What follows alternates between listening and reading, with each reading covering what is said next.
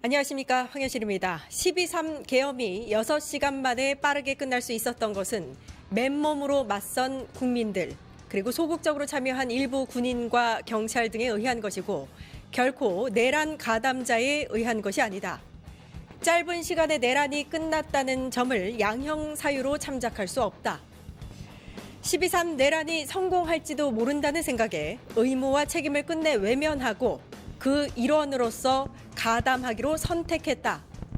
이런 행위로 대한민국은 국민 기본권과 자유민주적 기본질서가 유린당한 어두운 과거로 회귀해 독재 정치라는 수렁에서 장기간 헤어나오지 못하게 될 수 있었고 국민은 씻을 수 없는 상실감과 상처를 입게 됐다. 내란 중요임무 종사자 한덕수에게 징역 23년을 선고한 이진관 재판부의 선고문 일부로 오늘 오프닝을 대신합니다. 1월 21일 끝장뉴스 시작합니다.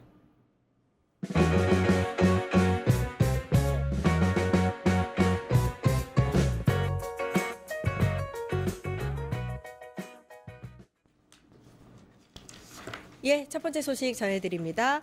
오늘 이재명 대통령의 신년 기자회견이 있었죠. 90분으로 예상됐던 시간, 역시나 3시간이나 진행되고 끝났는데요. 영상 보고 와서 이야기 나누겠습니다.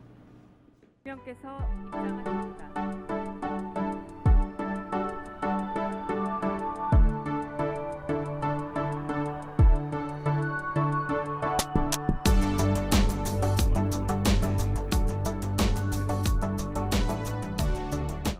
지방주도 성장, 기회와 과실을 고루 나누는 모두의 성장, 안전에 기반한 지속 가능한 성장, 문화가 이끄는 매력적인 성장, 그리고 평화가 뒷받침하는 안정적 성장. 제가 말씀드렸던 이 5가지 대전환의 길은 대한민국을 대도약의 새로운 미래로 이끌 지름길이자 전 세계에 보여줄 성장과 도약의 새로운 모범이 될 것입니다. 그렇기에 성장 전략의 대전환이란 단지 지방을 위해서 떡 하나 더 주겠다라거나 중소벤처기업을 조금 더 많이 지원하겠다라는 정도의 뜻이 아닙니다. 국정 운영의 순위를 하나부터 10까지 모두 재조정하고 정부가 지닌 자원과 역량을 완전히 재배치하여 대한민국의 성장 지도를 다시 그려내겠다는 야심찬 시도입니다.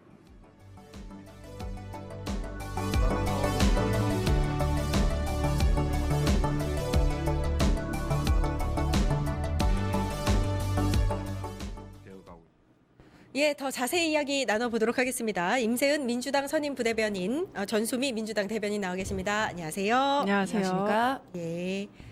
본격적으로 뉴스 요거 짚기 전에요. 오늘 이제 한덕수 선고가 있었습니다. 내란 관련한 첫 선고가 있었고요. 구형보다도 훨씬 더 높은 중형에 해당하는 23년이 선고가 됐습니다. 이진관 재판부. 요거 짧게 좀 짚고 넘어가도록 하겠습니다. 법원이 일단 12.3 불법 계엄에 대해서 이제부터 이후부터는 12.3 내란으로 부르겠다. 이렇게까지 이야기를 했어요. 그러니까 내란으로 첫 인정을 한 오늘이기도 한데 이거 어떻게 보셨어요? 예. 그러니까 보통 이제 울다 웃었다라고 하잖아요. 예. 진짜 저도 그런 마음으로 봤습니다. 아. 네, 마음이 참 착잡했어요. 그러니까 마냥 즐겁지만은 않았습니다. 사실 이 내란이라는 불법 비상계엄이라는 있을 수 없는 2024년에 우리 대한민국 민주주의 국가인 대한민국에서 일어난 말도 안 되는 일 아니겠습니까? 그래서 그 문장 하나하나 읽어가고 피고인인 한덕수가 딱 있었을 때 그 장면이 이게 대한민국의 지금의 오늘날 현실에서 바라볼 수 있는 장면인가에 대해서 굉장히 참담했어요. 우리나라가 그래도 그 전두환을 지나고 그 민주주의를 겪으면서 이뤄내면서 수많은 사람들의 피와 땀, 그 목숨을 통해서 일어난 국가 아닙니까? 근데 그게 싸그리 무시되고 2024년 평화로운 일상을 누리고 있는 그 날에 우리 모두가 긴장하고 모두가 두려워했고, 뭐 저도 그 현장에 있었습니다만은 말도 안 되게 무장한 군인이 눈앞에 왔다 갔다 하고 시민들이 울부짖고 했던 그 장면이 떠오르니까 저도 눈물이 막 나는 거예요. 그 하나하나를 읽는데 하나하나 생각이 나는 거예요. 연상이. 맞다. 잠시 잊었어요. 또 그걸. 그 내란이 있었고 그 이후에 있었던 1년 넘는 시간을 하나하나 있었던 그 디테일한 것들을 저도 잠시 잊었다가 얘기를 하니까 맞아요. 기억이 하나하나 나니까 이게 너무 화도 나면서 슬픈 거예요. 이 장면이. 그러면서 또 슬펐고 또 이진관 재판관이 그 말씀을 하실 때도 저도 울컥했습니다. 이 비상계엄, 불법 비상계엄을 막은 건 당신들이 아니라 그러니까요. 우리 시민들이 뛰어나갔던 거고 그 일부 정치인들이 계엄 해제를 한 것이고 그다음에 군인들이 소극적으로 행동하거나 그거에 저항을 했다. 이 부분을 이야기하면서 이진관 판사님도 눈물이 울컥하셨는지 좀 그랬죠. 참으시더라고요. 그거 맞죠? 그쵸? 맞아요. 울컥한 것 같았어요, 울컥했어요. 했던 재판장이. 것 같아요. 근데 이제 재판장이라는 엄숙한 자리에 있다 보니까 그 감정 표현을 좀 억누르는 듯한 모습이 느껴졌습니다. 그때 저도 약간 눈물이 터지더라고요. 그러니까요. 네, 그렇게 해서 울었고 마지막에 이제 뜻하지 않게 저 15년 구형이 됐지만 뭐 저도 다른 방송에서 늘 이야기했을 때 이거 너무 작다. 사실 더 해야 되는데 지금의 사법부 체계를 보면 그게 더 할까는 모르겠습니다만 어허. 15년 꽉 채우고 플러스 법정 구속돼야 된다는 얘기를 끊임없이 이야기했는데 23년을 구형을 선고를 내린 걸 그러니까요. 보고 예. 갑자기 체증이 싹 내려가면서 체증이 싹. 웃음이 좀 싹 났습니다. 그래서 제가 울고 웃었다는 얘기를 한 거죠. 울다가 웃었다. 네, 울다가 그래서 울다가 웃었다. 맞아. 그 부분 때 이진관 부장판사가 약간 울컥했어. 분명해요. 예, 울컥한 맞아요. 것 같아요. 맞아요. 대변인 변호사 하시니까 이게 유죄가 인정된 혐의들을 좀 정리를 해주시면 좋을 것 같아요. 네, 그래서 먼저로 이게 어떠한 재판의 의미가 있냐고 했을 때는 먼저 12.3 비상계엄 자체가 내란으로 인정한 첫 번째 판례이다. 굉장히 의미가 있고 특히 그동안에 지겸 부장 판사라든가 여러 가지 법원들이 자행했던 쿠데타 어게인을 나는 묵인하지 않겠다. 이 어게인을 더 이상 하지 않도록 나는 확실히 역사적 재판으로 박아두겠다는 그런 의지가 보이는 재판이었습니다. 특히 2024년 12.3 때 분명히 한덕수 국무총리란 직위가 있음에도 불구하고 오히려 절차적 정당성을 확보하기 위한 그런 행위를 했다는 점에서 내란 우두머리 방조죄라던가 내란 중요 임무 종사라던가 허위 공문서 작성이라던가 그거를 이제 행사하고 또 위증 이러한 사안에서 계속 판단했던 거거든요. 그래서 첫 번째 이제 법리적으로는 12.3 비상계엄 자체가 내란이었다라고 첫 번째로 법적으로 판단을 했고 두 번째는 아까 말씀드린 내란 중요 임무 종사에 대해서 너는 내란 중요 임무 종사자 유죄에 대해서 인정을 한 것이 굉장히 의미가 있고 두 번째는 내란 우두머리 방조에 대해서는 중요 임무 종사자로서 관련성을 인정한 측면들이 있고요. 아까 말씀드린 허위 공문서 작성 자체는 유죄로 인정을 했고 대신에 그거에 대한 행사에 대해서는 일부 물죄가 좀 나온 측면이 있습니다. 마지막으로 위증. 왜냐하면 나는 기억이 없다, 그런 적 없다 이런 식으로 재판을 회피했던 거에 대해서 이걸 위증에 대한 유죄를 인정한 사안입니다. 예. 그러니까 주요 부분들은 다 유죄로 했고, 네. 그러니까 앞서서 이제 백대현 부장판사가 그 허위 공문서 행사 부분 무죄로 했는데, 그건 똑같이 무죄로 네, 얘기했더라고요. 일부적으로 그쵸? 그렇게 무죄로 한 거죠. 예, 네. 그렇게 해서 23년 그 형량에 대해서는 변호사님 생각하시기에는 적당하다고 생각하세요? 어떻게 보세요? 그러니까 아까 말씀드린 의도가 이것을 내란죄로 인정을 첫 번째로 하셨고 그다음 다시는 어게인을 인정하지 않겠다는 거잖아요. 그러니까 아하. 15년으로 사실 맨 처음에 구형을 했는데. 했기 때문에 이거는 친위 쿠데타, 윤석열 친위 쿠데타이고 가장 중요한 거 바로 헌정 질서를 무력화하고 아하. 헌법 기관을 무력화하려는 행위 이 자체를 헌정 질서를 흔들려는 행위 자체가 단지 15형 그 이상의 것을 해도 전혀 무리가 없다는 아. 판사의 주관적인 그 결단이 들어간 판결이라 보시면 됩니다. 그 오늘 진짜 잘한 것 같습니다. 정말 잘했어요. 사실 네. 백대현 부장판사 초범이라서 5년에서 약간 충격이 가시지 않았는데 왜 처음에 선고문 이게 마지막 부분에 읽을 때 한 50년 동안 주요 공직에서 봉사해왔다 요게 나와서 와 이러다 또 이제 5년 주는 거 아니야 이러고 있었는데 와 예. 그 부분도 걱정을 많은 분들께서 하셨고 또 이제 고령이라는 점 그렇죠. 네, 그렇죠. 그런 부분도 있었고 또 초반에 이런 얘기도 있었습니다. 이 한덕수가 이른바 플리바게닝을 해서 그 구형이 작게 나오는 거 아니냐. 그래서 판사도 그 부분에 대해서 고려하는 거 아니냐라는 여러 우려가 있었지만 아하, 저는 정말 역사에 얄짤없이. 남을 사료로서 너무 명확한 판단을 오늘 내려주신 것 같다 생각합니다. 알겠습니다. 요 자세한 내용은 잠시 후에 끝장 토론에서 좀 다시 다뤄보도록 하고요. 오늘 있었던 또 중요한 행사 중에 하나였죠. 이재명 대통령의 기자회견이 있었는데요. 한 3시간가량 진행이 됐고 대부분의 기자들이 아마 궁금증을 거의 해소했을 것 같고 바라보는 국민들도 자세한 설명에 또 전 정말 신기했습니다. 어떻게 저렇게 많은 분야를 다 기자들이 이렇게 순서 없이 정해진 거 없이 질문을 해도 그냥 바로바로 나오는 그 모습이 너무 좋았는데 두 분은 이 기자회견 어떻게 보셨는지 정리를 좀 해주시죠. 저는 그냥 한마디로 얘기를 드리면 우리가 이제 뭐 저도 기업인 출신이긴 하지만 기업에 다니면 전문 경영인, 전문 CFO, 뭐 전문 펀드 매니저 이렇게 있습니다. 전문자를 붙이는 업종이. 예. 전문 대통령입니다. 대통령 예, 그냥 전문 전문이고, 대통령이구나라는 생각이 들었고 많은 대통령이 떠올렸지만 좀 더 업그레이드된 노무현 대통령 그리고 조금 더 실용적인 김대중 대통령 그리고 좀 더 시원한 문재인 대통령 다 떠올랐습니다. 네, 그런 많은 대통령들 모습이 보여서 정말 역할을 너무 잘하고 계시고 무엇보다 중요한 건 이게 저도 이제 배석도 많이 해봤어요. 예전에 청와대 근무할 때 대통령이 기자회견 때 저렇게 오랫동안 한 적은 없습니다. 그리고 기자 보통은 이제 대변인이 끊어요. 네. 그만 가시죠. 그러면은 대통령님은 그럴까요? 그냥 마치 맞아요, 이끌린 듯이 하지만 아니요 더 하시죠, 더 하시죠, 더 하시죠 해서 한 게 3시간을 했습니다. 저 오늘 저걸 지켜보다가 뭐 저도 일상을 영위해야 되니까 계속 볼 수는 없었고 좀 있으면 끝나겠지 하고 껐더니 트니까 또 하고 있고 또 하니까 또 하고 있고 이래서 저도 이걸 다 풀로 못 봤어요. 사실 말하면. 그래서 그만큼 뭐 본인이 자신 있다. 국정 운영에 대한 자신감이 돋보였고 그다음 매우 디테일한 부분 수치까지 다 하시더라고요. 그러니까요. 네, 그 부분에 네. 있어서 우리 대통령 좀 주무셔라라는 말씀도 드리고 싶습니다. 윤석열 같은 경우에는 대변인한테 이제 좀 그만하지 이렇게 얘기 반말로 반말로 했던 찍찍. 예, 그게 또 이제 이렇게 이어지면서 비교가 되더라고요. 비교할 바도 아니지만. 그럼요. 예, 그러니까요. 어떻게 보셨어요? 네, 그냥 대놓고 말하면 실력이었다. 아 맞아요. 예, 이재명 맞아요. 대통령을 설명할 수 있는 게 실력으로 정말 증명한 이제 우리의 대통령이었다 보이고 이게 이재명 대통령이니까 할 수 있는 기자회견이 아니었나. 그래서 주로 5가지 5대 전환의 얘기가 주제도 굉장히 다양했습니다. 보면 고환율, 부동산, 관세 같은 경제 문제뿐만이 아니라 이런 남북 관계랑과 외교까지 얘기를 했거든요. 이게 이재명 대통령이 아니면 할 수 없는 그런 고품격 그런 기자회견이었고 또 5가지 대전환의 주제도 굉장히 다양했습니다.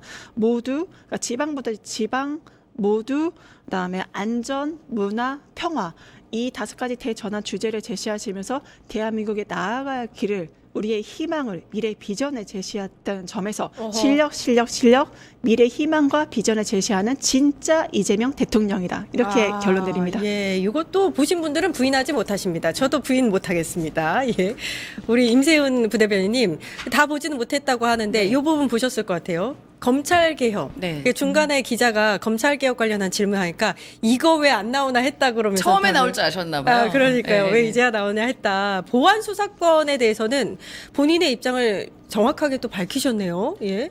그러니까 가장 중요한 것은 결국 국민의 권리가 침해당하지 않는 것이다라는 것이고요. 이제 완전 정확하게 보안 수사권 줘야 된다 말아야 된다를 정하진 않았어요. 그런데 당연히 수사와 기소가 분리돼야 되는 그 원칙에 대해서는 본인 변함없는 생각이 있고 그리고 스스로도 나는 기소만 20번이나 넘게 당한 내가 마녀가 됐던 사람이다라고 그러니까 농담으로 언급하면서 그동안에 있었던 검찰 수사의 부당성을 이렇게 몸소 이야기도 했습니다. 그러니까 지금 흘러가는 것 중에는 보안 수사권에 대한 뭐 얘기나 수사 기소권 분리되는 거 아니냐, 중수청 얘기 막 너무 많은 얘기들이 한적해서 나오고 있잖아요. 그냥 대통령께서 얘기하신 건 그겁니다. 적어도 어느 한쪽이 과중하게 힘이 가면 안 된다. 그게 경찰이든 검찰이든 서로 견제와 균형이 충실하게 이루어져서 우리 국민의 기본권이 침해당하는 일이 없도록 해야 되고 그다음에 지난번 일부 검찰에 있었던 정치검찰 같은 수사 같은 일이 발생해서 누군가는 목숨을 잃을 수도 있고 피해가는 일이 없어야 된다는 걸 단호하게 이야기를 했다고 보고요. 그리고 지금은 정해진 게 아직은 없는 겁니다. 왜냐하면 지금은 논의와 수기의 과정이다 보니까 대통령이 어느 한쪽에 대해서 강하게 얘기도 할 수 없는 그런 상황이 있거든요. 원칙은 단단하게 이야기하되 지금 나오고 있는 여러 가지 의견들에 대해서 조금 더 완벽하고 단단해지는 수기의 과정이 필요하다는 얘기를 어필하신 걸로 저는 봤었어요. 그래서 예. 뭐 지금 솔직히 진짜 말씀드리면 그겁니다. 여기 얘기가 너무 많아서 어느 한쪽이 맞고 그르고가 딱 답이 나오지는 않아요. 근데 대통령께서 정확히 얘기하신 건 그겁니다. 감정이 앞서 나가면 안 된다. 아하. 네, 그 부분에 대해서 저는 굉장히 가슴 깊게 들렸고요. 예. 그래서 우리가 다양한 이야기를 하면서 검찰 개혁이란 목표는 명확하게 알고 있지 않습니까? 일부 검찰들의 과도한 정치 검찰 수사, 그다음에 일부 그 검찰이 갖고 있는 과도한 힘, 그쵸. 이런 부분에 대한 망각은 하되 그게 또 다른 지점에서는 다른 분들한테 피해가 되지 않는 방향으로 가자라는 명확한 전 가이드가 생겼다고 생각하니까 정당이든 정치권이든 또 전문가 집단이든 해서 다양한 토론의 장이 열리기를 바라고 있습니다. 예, 최종 목표가 국민의 권리 구제와 인권 보호다. 이렇게 딱 못을 박았습니다. 방향을 설정을 해줬다라는 말씀에 공감을 합니다. 국민의힘 장동혁 대표 지금 단식하고 있는데 영수회담을 대통령에게 제안을 했는데 이 부분에 대해서는 여야 대표가 먼저 만나는 게 순서다. 이렇게 아예 그냥 선을 그었네요. 예. 네, 그래서 대놓고 그냥 야당 대표와의 만남은 분명히 필요한데 여야 대표 간의 우선 만남이 굉장히 중요하지 않냐 강조하셨고 사실 대통령이 직접 개입을 하는 건 최후의 수단이라는 그런 방향성을 구체적으로 제시를 해준 것 같아요. 그래서 지금은 대통령이 나설 시간이 아니다. 여와 야가 서로 견제와 균형, 그 서로의 소통 속에서 내가 필요하다면 개입은 하겠지만 최종적으로 기다리고 내가 나설 타이밍에 들어가겠다라는 게 이재명 대통령의 의지가 아닐까 싶습니다. 아, 그렇군요. 예. 그 청문회 얘기도 나왔습니다. 이해훈 기획예산처 장관 후보자의 청문회가 열리지 않는 것. 파행에 관련해서는 좀 아쉬움, 안타까움 이런 걸 드러낸 것 같습니다. 어떻게 보세요? 아니 이 입장은 저희 민주당의 입장도 그렇고요. 아하. 대통령실의 입장도 뭐 제가 듣는 바로는 청문회 자체는 국민의 권리다라는 맞아요. 입장입니다. 예. 아니 우리가 무슨 우리 국회의원이 뭐 후보 하나 막 혼내려고 망신 주려고 한 자리가 그 자리가 아니잖아요. 지금 여러 나와 있는 논란들 분명히 비판의 지점도 있습니다만 여기서 해명할 기회도 줘야 되고 방어권도 보장해 줘야 되는 것이 이해훈 후보자의 권리이자 우리 국민이 들어야 될 권리이기도 합니다. 그럼 마냥 파행할 것이 아니라 만약에 그 청문회 과정에서 지금 나와 있는 의혹들이 제대로 해명되지 않고 뭐 거짓말이 혹시 나왔거나 뭐 의혹이 더 증폭된다 하면 그건 또 여론의 심판을 받아야 되는 것이 후보의 몫인 것이고요. 맞습니다. 그 정교한 그 정식적인 과정 자체를 회피하는 거는 그거는 우리 국민들의 권리를 무시한 거라 생각합니다. 예, 예. 저는 그 지점에 대해서 대통령께서 정확하게 말씀을 하신 거라고 생각합니다. 예, 국회의원의 권한이자 의무잖아요. 그럼요. 그걸 왜 안 합니까? 예, 그 얘기도 나왔었고 통일교 신천지 특검 관련해서는 요거 이제 국민의힘에 왜 이걸 따로 하자는 건지 이해가 좀 안 간다. 또 이것도 직설적으로 네. 이렇게 이야기를 했네요. 어떻게 네. 보셨어요? 민주당에서도 계속적으로 통일교 신천지 특검을 같이 하자고 했는데 국민의힘은 특이하게도 신천지를 나누고 있습니다. 최근에 이제 대규모 이제 디렉션이 내려와서 어떻게 국민의힘에 가입하는지 그런 이제 기자 보도가 또 있었잖아요. 아마 그런 것 때문인 것 같은데. 그러니까 국민의힘은 정확한 입장입니다. 특검을 분리하자는 거고 대통령 왜 나눠야 하는지 잘 모르겠다. 정치와 종교의 결합은 바로 나라가 망하는 길이다. 그러니까 정치와 종교 이거에 대한 분리 헌법 원칙을 다시 천명하시면서 이거를 그 종합특검으로서 다시는 이런 현상이 나타나지 않도록 우리가 결단을 하고 나아가야 될 필요가 있다라는 그런 방향을 제시하신 게 아닌가 합니다. 예, 이 얘기도 있었습니다. 지금 이제 지방정부 통합 관련해서 정부가 굉장히 열심히 또 추진 중이에요. 5국 3특 일환이죠. 이게 이제 국민의힘 중심으로 지선용 이벤트가 아니냐 이렇게 지적을 하고 있는데 이 부분에 대해서도 명확하게 답변을 했습니다. 어떻게 들으셨어요? 이미 모두 말씀하셨을 때 예. 이 5국 3특 그러니까 지방 정부의 활성화에 대한 얘기를 충분히 했고요. 이번뿐만이 아니라 대통령께서는 후보 시절 그리고 대표 시절부터 이 지방자치에 대한 상당한 애정과 우리나라 균형 발전에 대한 관심이 있으셨습니다. 맞아요. 예. 갑자기 나온 게 아니에요. 그러니까 얘기하잖아요. 말씀하신 게 오늘 참 인상적이었던 게 뭐냐면 다 원래 봄바람이 불어도 선거 영향 받는 것이고 봄바람이 약하게 불든 세게 불든 그 선거 영향 받는 네. 것인데 모두가 그렇게 바라보는 게 아니다. 뭐 이런 정확한 지적을 했기 때문에 대통령의 철학이자 이 국정 운영의 방향입니다.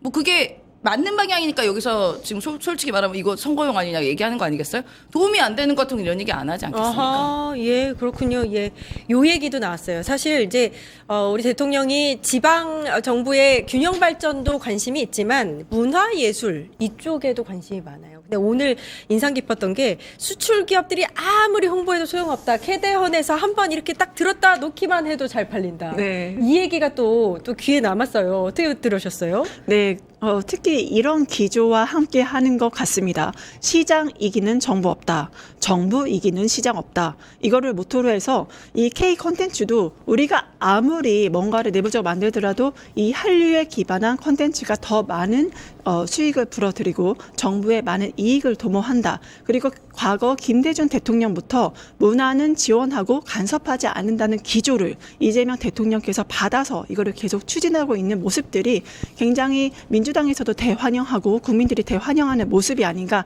이런 구조도 많지 않다고 했던 건 K 콘텐츠의 파급력이나 장악력이 얼마나 대단한지 알고 있기 때문에 더 많은 지원을 통해서 우리 한류가 널리 퍼지고 국가의 브랜드 가치로서 산업 브랜드로서 가치를 키우자 하는 이재명 대통령의 의지가 보이는 게 아닌가. 이거는 단순히 문화가 아니다. 산업이다. 그리고 우리에게 시장이다. 경제다. 이익이다를 보여주신 게 아닌가 싶습니다. 예, 여기까지 이재명 대통령의 기자회견 소식은 여기까지 다루고요. 증권봉합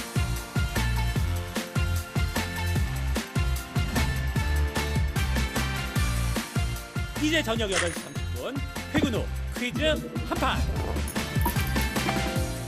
혼자 하지 마세요. 같이 해요. 매일 저녁 8시 30분 많은 참여 바랍니다.